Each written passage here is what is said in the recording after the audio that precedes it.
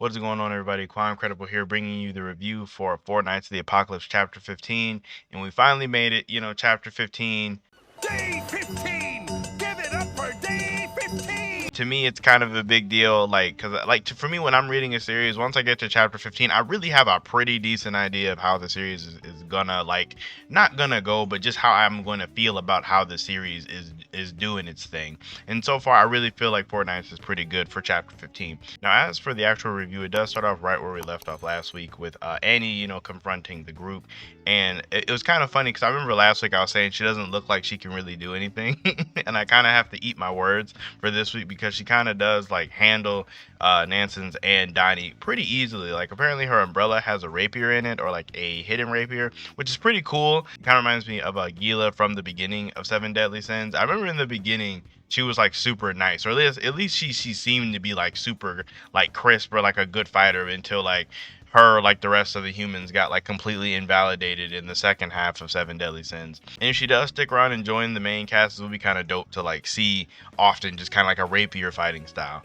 But yeah, essentially she handles Donnie with like no problems at all. It gave me like Rock Lee versus like Naruto vibes, how quickly Donnie got handled.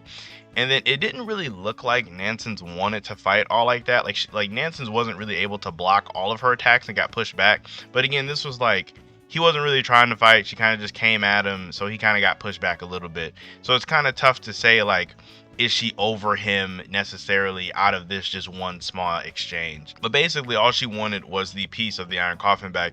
And it seems that she has this ability that's very similar to Elaine, or very similar to Lancelot, where she can kind of determine if people are lying or not, or if they're being truthful. Which I don't know if you guys remember, but Elaine and Lancelot can kind of read people's hearts. I'm not for sure if this is the literal exact same ability, but at the bare minimum, it is something extremely similar. So it's kind of interesting that she does have that. I'm kind of curious as to why, or like who her mom is, I guess, for her to have this kind of ability. But essentially, once she gets to Percival, she realized that Percival isn't hiding anything. He just wants to give her back, the piece of the Eternal Coffin, just because she wanted it back. So it was just kind of, he's really innocent, so he has that going for him. And it was really funny because in the midst of her being like shocked when Sin starts talking to her, I'm assuming her maids or stewardesses comes up and tells her it's time to get ready for the ball. So she stashes, or not really stashes, but she gives the Eternal Coffin piece back to Percival and tells him not to give it to any Holy Knights, especially not Ironside. And as soon as I read this, it was like a trigger for me. Like, I was like, Wait a minute. Wait a minute. Ironside, like, you actually just said the name to him.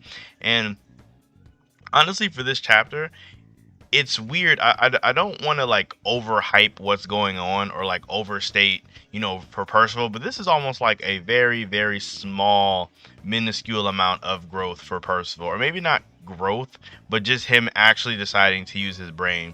Because like, if somebody would have asked me if Percival hears Ironside's name, is he going to run after him, I would say 100%.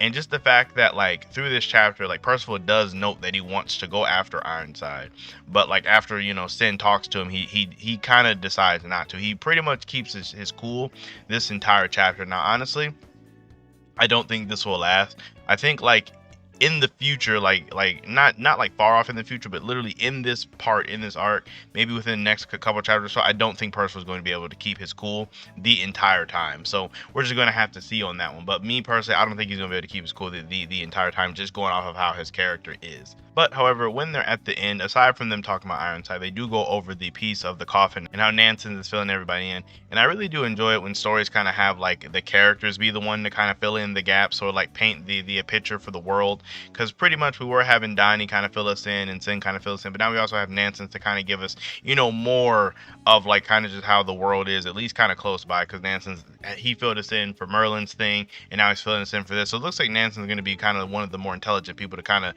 help with a lot of the world building, which is kind of cool to see, I guess. But yes, like I was saying last chapter, the coffin of the Eternal Darkness, this was just a piece of it. The whole big thing is just a seal. I'm not going to explain that again because I already brought it up in my last review. But later on, we do flash over to Annie speaking with her father, kind of about how she doesn't really trust Ironside, and that like he should know not to trust him. He's hiding things or lying and all that other stuff. However, Annie's father isn't really trying to hear it. He kind of just wants to do whatever he wants. And honestly, it's tough to tell if Annie's dad is a bad guy or if he's just looking out for his best interest. Because I mean, granted, you could say both those things make you bad, but like I don't think, like at least from my perspective, he doesn't seem like he's just a straight evil dude. He kind of just seems like he's looking out for his best interest, and he might get caught up in some stuff, on his own, just from like kind of just from him not listening to his daughter is what it seems like it is going to happen here. But it's really funny because like when Annie is telling him all these things, he is sweating, so it's not like he doesn't believe her. I think he's just choosing not to listen for whatever reason. And we also find out that Annie is 16, so she's the same age as everyone else in the group. And also we found out that her mother was a holy knight, and that she also wants to be a holy knight, which would explain why she's like very combat, like why she has combat skills already, like why she's so skilled with a rapier. It all kind of makes sense.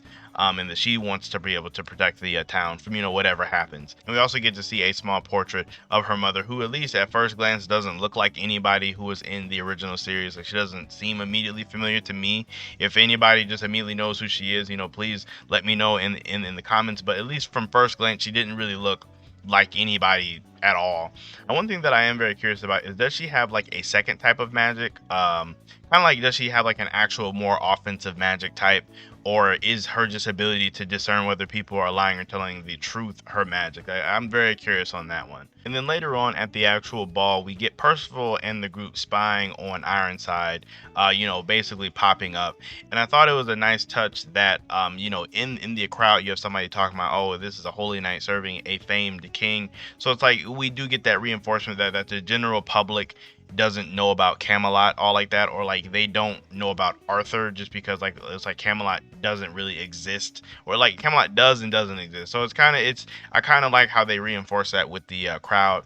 And basically Ironside is preaching that some great evil or great misfortune is gonna come down on their town, and that he's going to tell them how to like stop it essentially. And then he shows that they have all of the pieces, including Meliodas' old key thing. They're just missing the one piece that they found earlier. And this like Sin is like freaking out immediately, like saying how bad this is. And then the chapter just ends like super abruptly.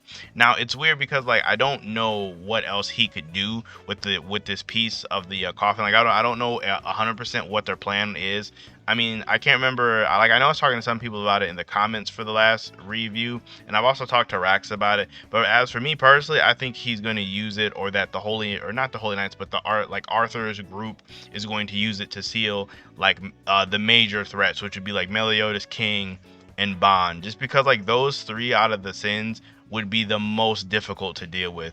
Probably Elizabeth too, because she's actually really strong on her own.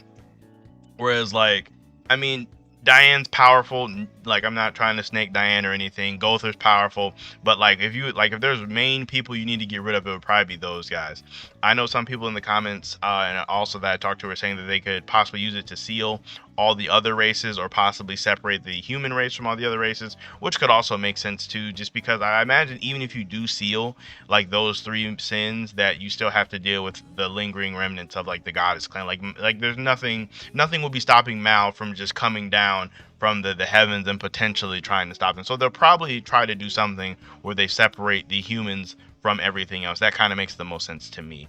One small thing that I could potentially see happening for this like situation with Percival and them spying on Ironside is like, we know how Percival's hero type magic works, and it's been reinforced numerous times that his magic just does whatever it wants, or does whatever how he feels, not necessarily, like I was just saying, what he wants it to do. So I feel like it could be really interesting if Percival, even though he made the conscious choice to not do anything to Ironside about Ironside being there, if his little like chibi Percivals ran out there to Ironside and like tried to fight him. I feel like that would be like such a funny slash like it would cause actual tension in the story in like a funny way. Like it would be serious and funny at the exact same time. Like I don't want it to happen because it would stress me out, but I feel like it really could. I'd love to know what you guys think is going to happen down below with the whole coffin piece. Cause you could really speculate on that one a lot. As for my rating on the chapter, I give it probably like an 8. It was a dope chapter. We got to see some more Annie stuff. I'm not even going to try to say her last name, because I know that was the title of the chapter, but I just wanted to throw that in there. Her last name, that Angalad, on whatever, that thing is crazy. But make sure you guys like the video, as well as subscribe to the channel for more 4 Nights of Apocalypse content. You guys all enjoy the rest of your day, and I'll see you all in my next video.